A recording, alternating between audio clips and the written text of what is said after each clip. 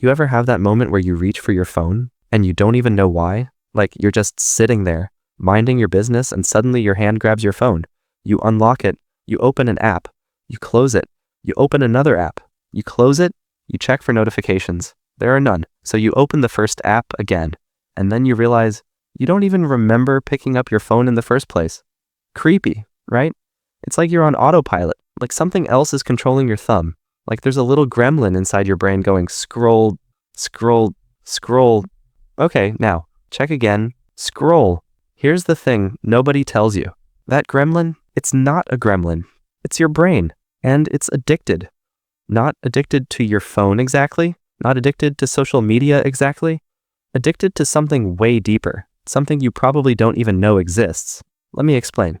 You know that feeling when you're waiting for something? Like a text message, or a like on your photo, or a reply to your comment. Your brain does this thing where it goes, any second now, any second now. And then when it finally happens, when that notification pops up, boom, tiny little rush, tiny little hit of something that just feels good. That's dopamine.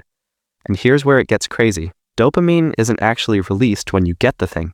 It's released when you're anticipating the thing. Think about that for a second. The actual text, fine.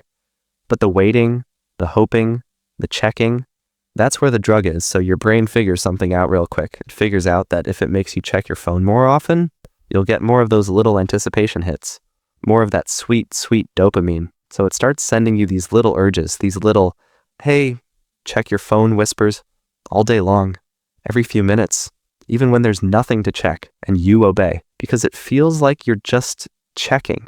But really, you're feeding the addiction. Let me give you an example. Imagine a rat in a cage.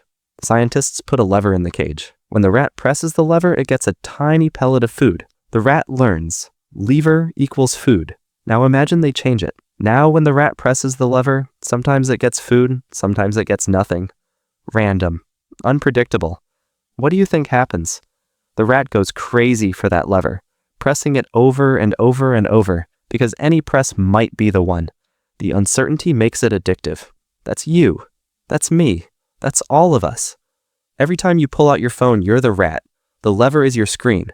And the reward could be something amazing, could be absolutely nothing, but you keep pressing, because maybe this time there's something good. And the apps, they're designed by people who know this, who study this, who literally call it brain hacking. That infinite scroll, that's on purpose. No natural stopping point means your brain never says, okay, we're done here. That pull to refresh, that's on purpose.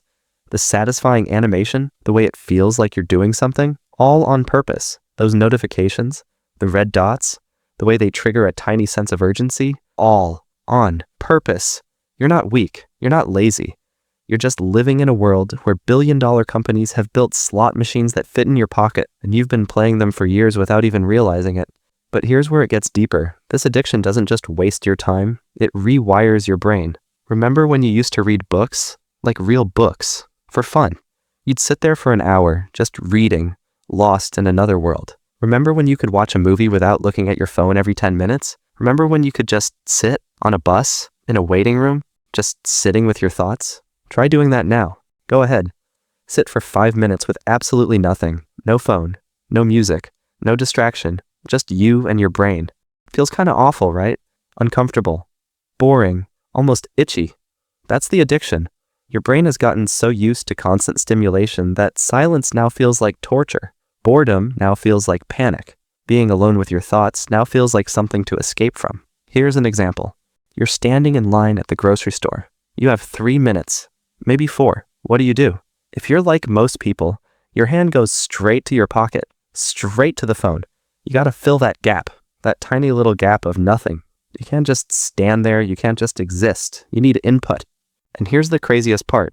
That 3 minutes of scrolling, you won't remember it, you won't value it, it won't make you happier, but you do it anyway. Because the discomfort of doing nothing is worse than the emptiness of doing something meaningless. That's how you know it's an addiction. When you keep doing something that doesn't even make you feel good, you just can't stop. Let me give you a real example from my own life.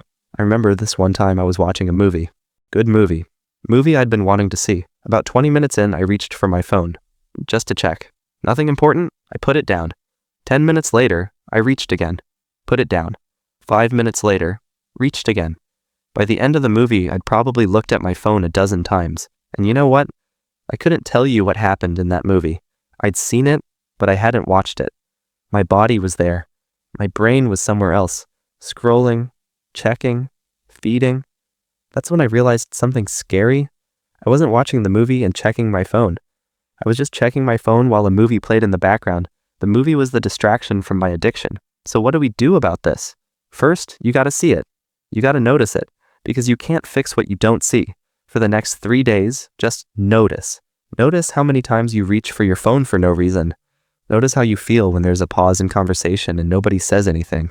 Notice that little itch when you're waiting for something and you can't scroll. Just notice. Don't judge. Don't try to fix. Just watch yourself like you're watching a nature documentary. There goes the human, reaching for the slot machine again. Fascinating. Second, create friction. Your addiction thrives on ease, on phone in pocket, on thumb touching screen instantly, so make it harder. Put your phone in another room when you work. Delete the apps you mindlessly open. Turn off all notifications except from actual humans. Use grayscale mode so your screen looks boring.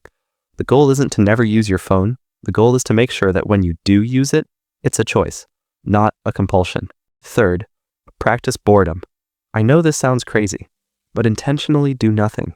Just sit for 5 minutes on a bus, in a park, on your couch. No phone, no music, no book, nothing. At first, it's gonna suck. Your brain's gonna scream. It's gonna beg for the lever.